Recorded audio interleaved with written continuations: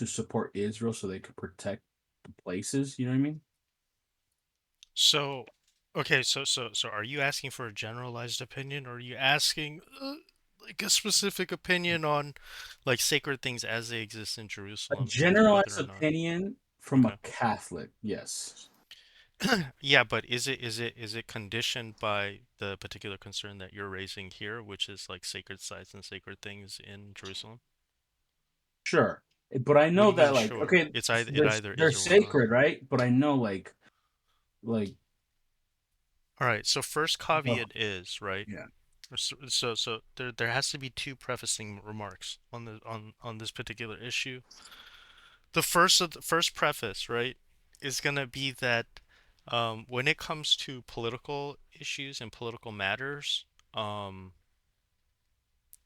how should I say, like uh, papal infallibility or the infallibility of the magisterium does not apply on political matters, Okay, so because the domain of the religious authority is only on faith and morals, so to speak. mhm, Unless it has to do with their own like temporal issues, like their own temporal properties.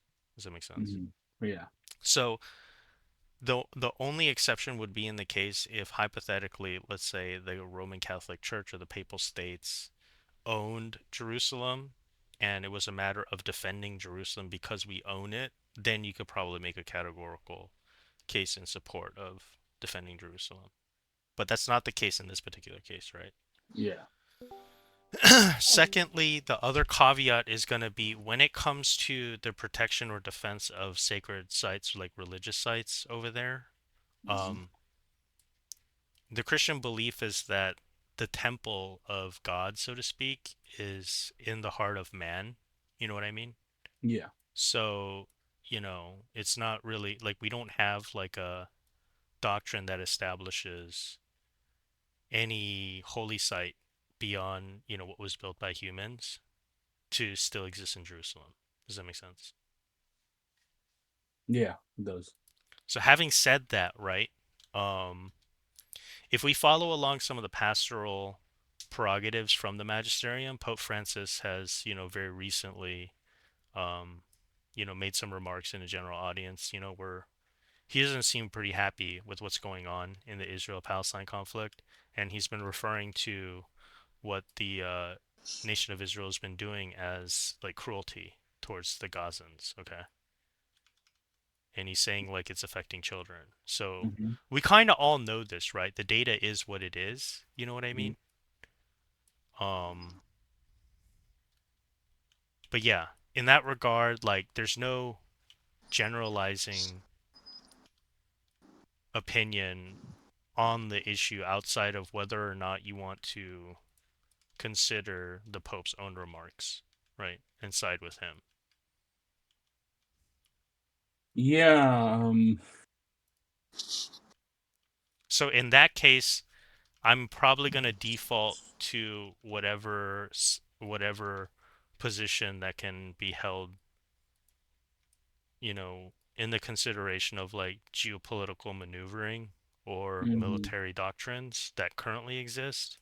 So I'm going to appeal to something that resembles something more of like a scientific realism than I am going to appeal to like magisterial teaching in regards to what's happening in the region. mhm.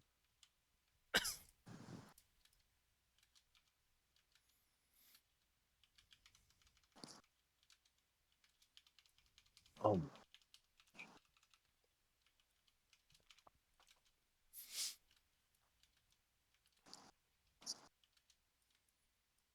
Does that clarify anything? no, yeah, that was helpful. Like I don't so like I'm trying not to cop out of your answer, right? Because Mhm. I don't want to say that there aren't general principles that one can abide by in order to have a just war. Does that make sense? Yeah. But at the same time, it's going to be wholly dependent on certain set of more scientific hypothesis, in my opinion, um, that's going to involve an evaluation of the circumstances as they are at any given point in time throughout this whole conflict, right? So some Yeah. like general rules that I don't think need like an appeal to like a church authority is going to be, you know, proportionate military response. You see what I mean? Hmm. That's not going to include, and it's going to rather exclude collateral damage towards, the weak or vulnerable or even innocent, and obviously the innocent. But even though generally you would want to exclude that, you know, war's pretty messy, right? Like that's we could try to hold that as a general principle, but it doesn't mean that, you know, you're not going to have cases where mistakes are going to be made, Yeah. you know. So like if I was going to hold to a general principle, yeah, that's what I would be, and then you would have to evaluate the data and what's actually happening based on that, right? And so yeah, it's fair game to criticize Israel for not having done a better job, right? Yeah. I got a question to add on to that. Is there any reason, or is there any biblical commands that Christians should preserve Israel or stand by them or things No, like that? Okay. because we don't believe that the presence of God has anything to do with Israel Uh-huh. Yeah, I or the agree. like the physical location of it. I mean, it's nice to like go back and visit the places that Jesus walked and stuff, Of and be like, course. "Oh, God walked these particular, grounds and stuff," right? But that's again, Uh-huh. like the temple is not a physical place or being, right? Uh-huh. No, I mean, it's excuse me, it's not a physical place. Like it's in the heart of every believer. So when two or three are gathered in my name, there I am in their midst. You see what I mean? Yes. The church is just like an external gathering space where, conventionally speaking, we've built these churches as and consecrated them so that in order to facilitate us being there. And that's within the rightful temporal domain of the church authority, right? Uh-huh. Because their duty and their job is to facilitate a worship space for us. And according to that principle, they do have right to collect tithes and donations from the community in order to, facilitate the worship space for us in whatever form it takes, right? Uh-huh. It doesn't mean that it has to be a golden church. You know what I mean? It doesn't mean it has to be all in marble. Uh-huh. It just means at that time in the Middle Ages, people were wealthy as fuck and they spent a lot of their wealth building the churches. You see what I mean? Right. Why do Protestants do that? I don't understand why they like my dad. He's kind of a pro-Israel guy, and I keep trying to tell him that stop supporting the non-believing Jews. Only the Christian Jews you should care about. Because it'd be like we should. Because when he does that, it's almost like he's like we should preserve Israel and the Satanic Hollywood. I'm like,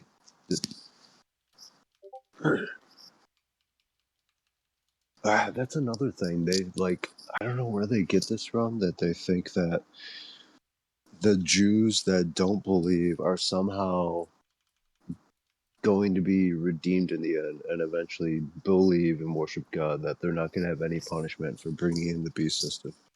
It's just as crazy to me. I'm not sure what verses. Every time I hear somebody, they never bring forth verses when I ask. I'm like, okay. Like, God's not going to kill them. He has a plan for the unbelieving Jews that are going to kill the Christians. He has a plan for them. I'm like, what? Not my dad. He doesn't know anything about that. He's not that hardcore. He just only supports Israel because he's like a Republican, Trumpy. Mm. I mean,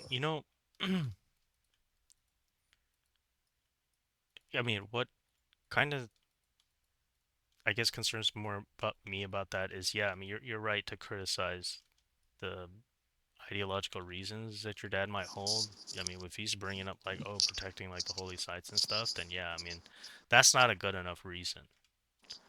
Um, He thinks they're God's people still. Yeah. Those are all ideological reasons. It's cringe. Like, I support what Israel has done myself so far. And, I might have criticisms of what happened in Gaza. Like, I don't believe that they're beyond criticism in that regard. But at the same time, like, I support most every other military action that they've done. It's been pretty precise. They've demonstrated competence and they have accomplished a lot of their strategic goals. So I support them in that effort because I believe that based on the actions that they have done and the military success that they've achieved, that what they've done is a better option for the area than what currently was the status quo or the state of affairs over there. Sure. I think historically, from a military and strategic point of view, because of the success of Israel, um, history will look back and evaluate and assess that Netanyahu made the right decision. Because there was a lot of criticism on Netanyahu just being a warmonger, right? And people saying, "Oh, he's just doing this because he's politically disfavored anyways, and most likely this is a maneuvering for political survival, which is why he just doesn't care, right?" Right. But it turns out they were wrong. He did care and he did do the right thing. Because what did his military doctrine lead to? It literally led to the fall of Syria, right, and the Assad. You get what I mean?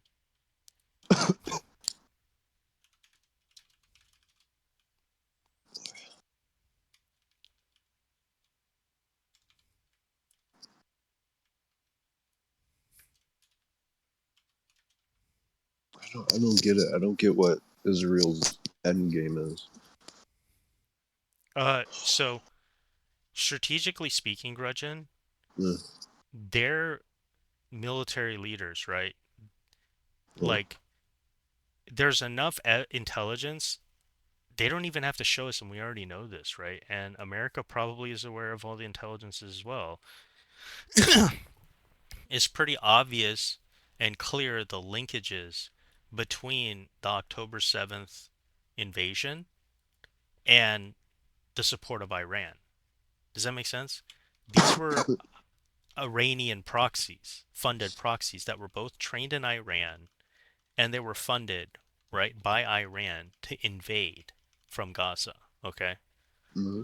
Once that happens, from Israel's point of view, they're not just fighting Gaza, they're literally fighting Iran, right? Uh, So, if when you ask about what their goal is to defeat Iran and all of its influence, all of its proxy states in the area. And they've achieved that. They've killed, you know, uh, they've killed off like the leaders of Hamas, right?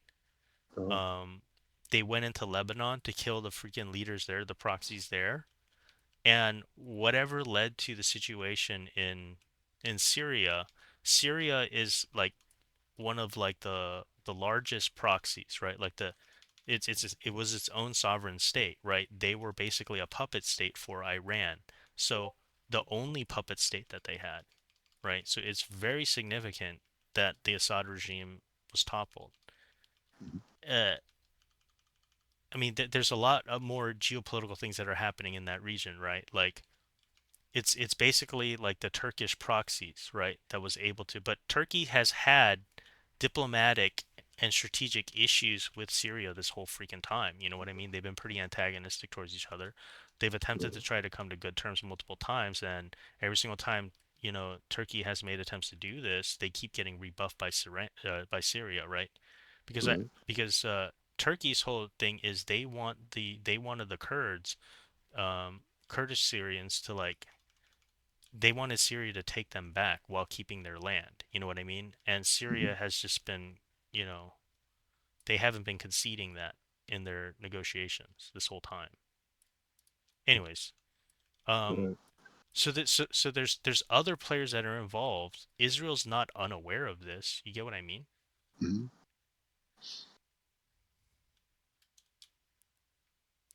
So, but not only were they aware of this, like they took advantage of the destabilization that was happening in Syria. We don't know if Mossad had anything to do with this, like feeding intelligence to Turkey. You get what I'm saying? I'm Yeah. pretty sure there was a lot of that involved.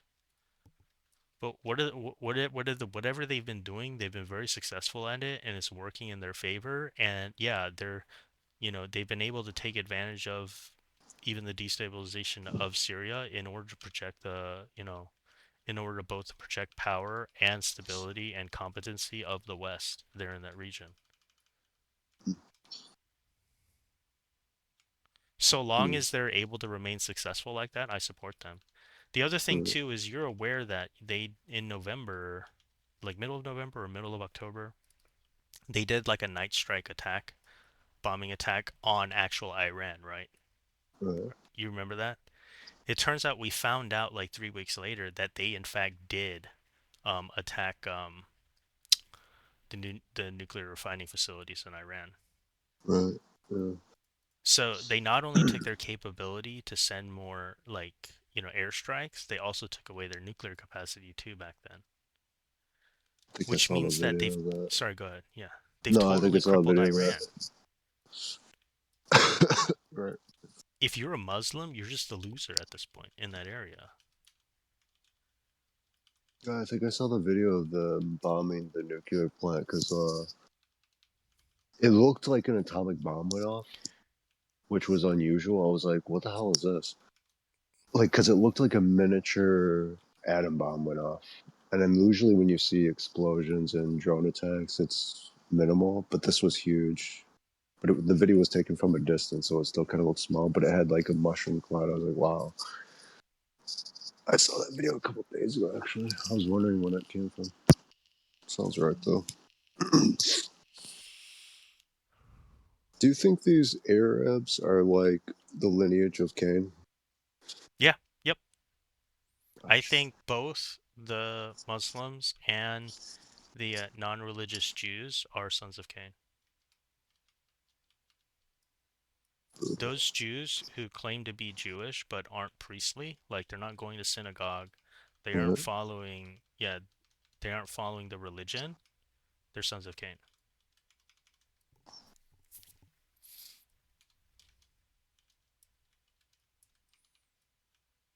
So In the Jewish system, right, or theological paradigm, wild. um, you're either a son of Cain or you're a son of Seth. You know what I mean? Yeah. Like if you're not a priestly Jew, you're just not a Jew. Atheists are coping. It is ridiculous how much they're coping. Oh, the Bible is so ingrained in everything. Like so there's no contradiction, right? This is why I disagree with both Fight and Mole a lot on this issue is that Mhm. here's the thing, like it's not about whether or not the Jews actually convert to Christianity. It's more about Jews being good Jews. Does that make sense? Because being a Christian means also being a good Jew in the religious sense. You get what I mean? Oh, There's nothing about, you know, the Jewish culture or the that's going to make us a Jew, right? We're Gentiles no matter what. The law of Moses isn't going to make a Gentile a Jew. That's Paul's point, right? mm, But what we share isn't upholding the law of Moses. Does that make sense?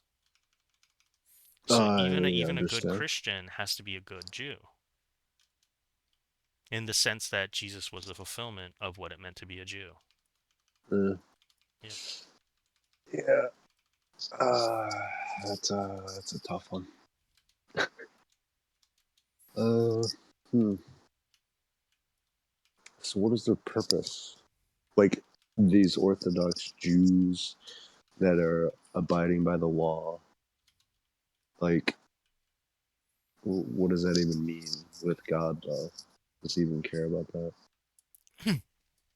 So From the Orthodox position, they're just in a state where they're just waiting for their promises to be fulfilled. They reckon the reason why the whole Wailing Wall is a thing is um because they know that they can't be fully a Jew without the temple sacrifice. So that's kind of like the sad The thing Red about Heifer. it. Was that? The Red Heifer. Well, that's why there's a sect of Judaism that wants to build their own third temple, right? Yes. But the thing is, it, you know, it has to come from God in some certain way. You know what I Yeah. mean?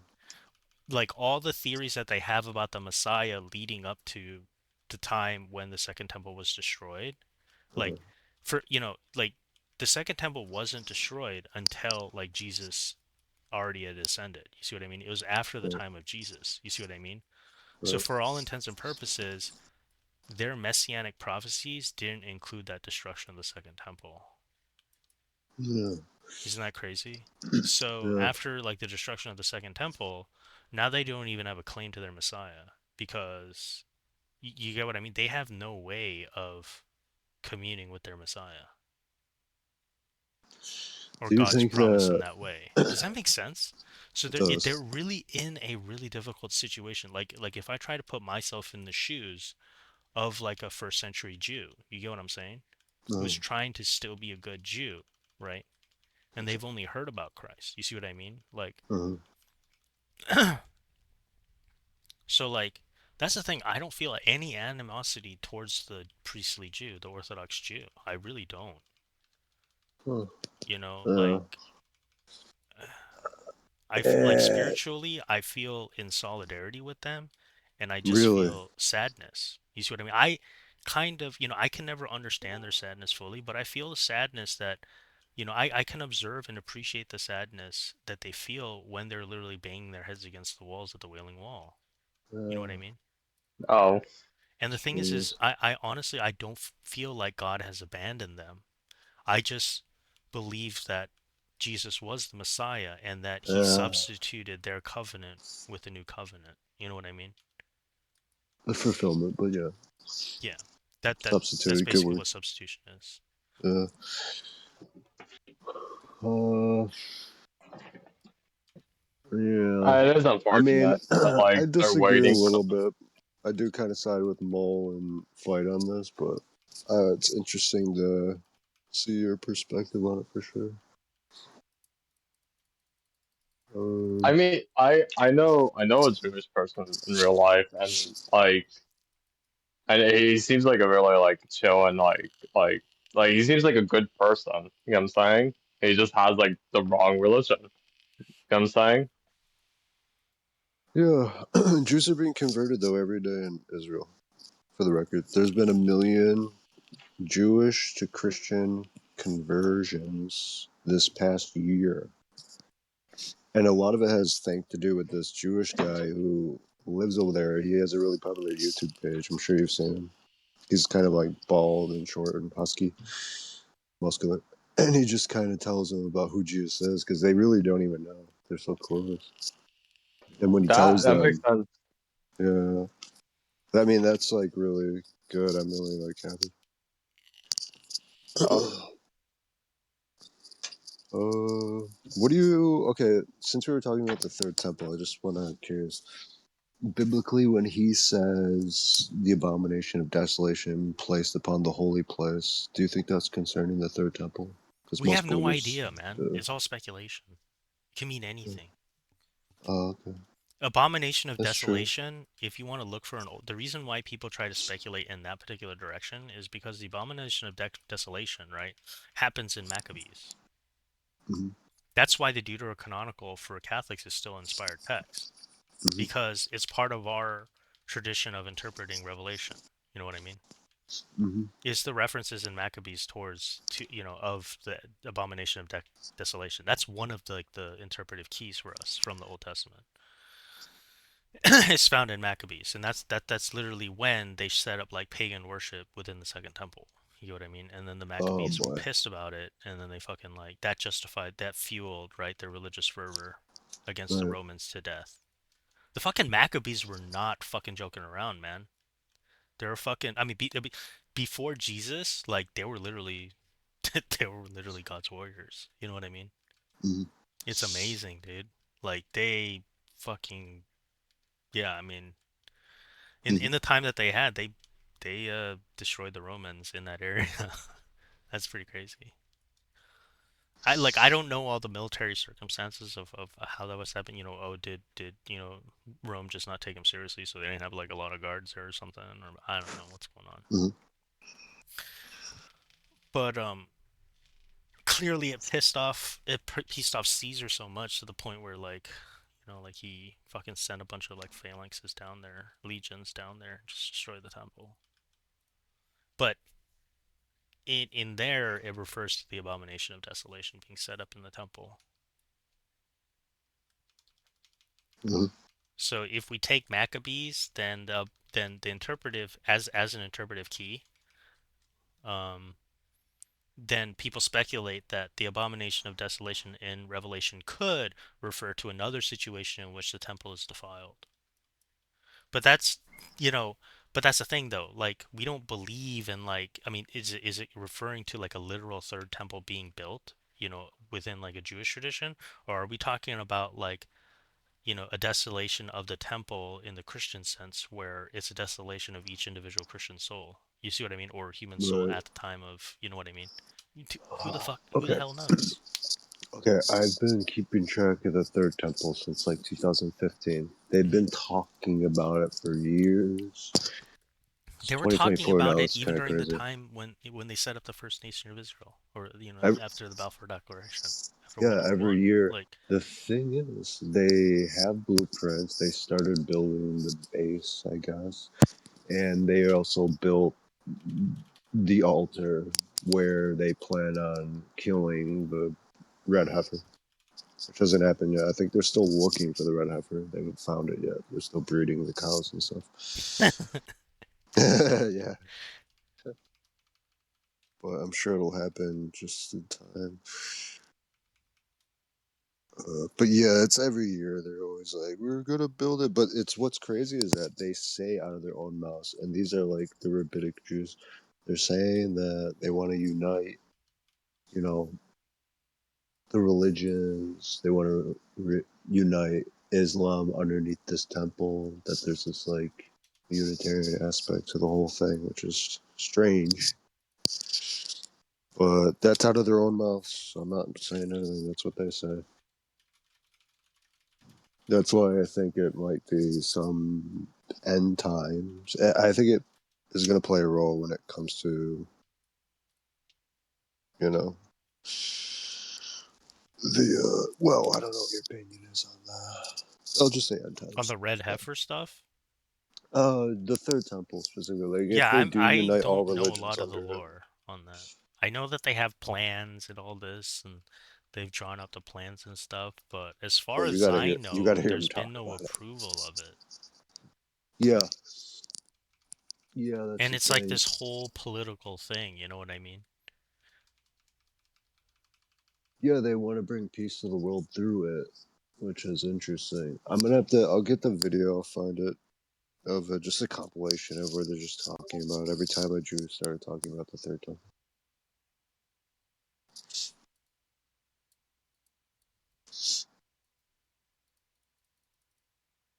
Everything's on BitChute because they delete it from everywhere else on the Yeah, planet. BitChute is where you go for all the conspiracy stuff. Yeah, it's a good archive.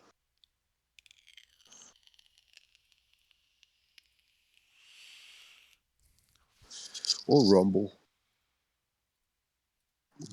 Rumble's turning into a BitChute.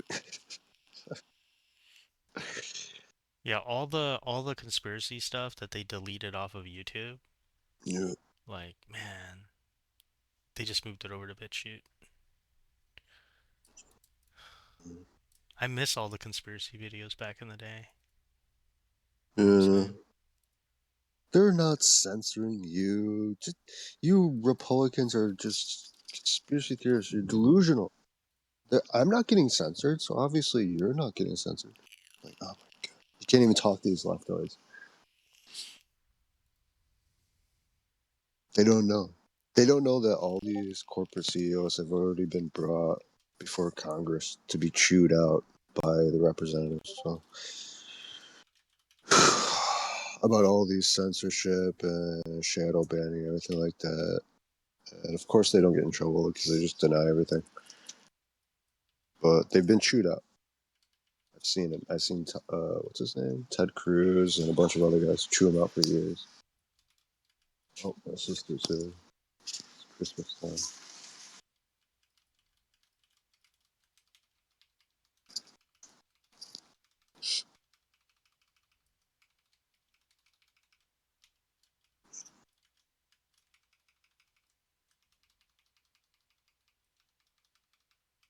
When I sent you without purse and script, so without money or purse or shoes, he sent the apostles out without shoes. He's like, you go walk on your feet. Oh, okay. Lacked you anything? And they said nothing. Yeah. Everything was provided for them. But no, she has a purse.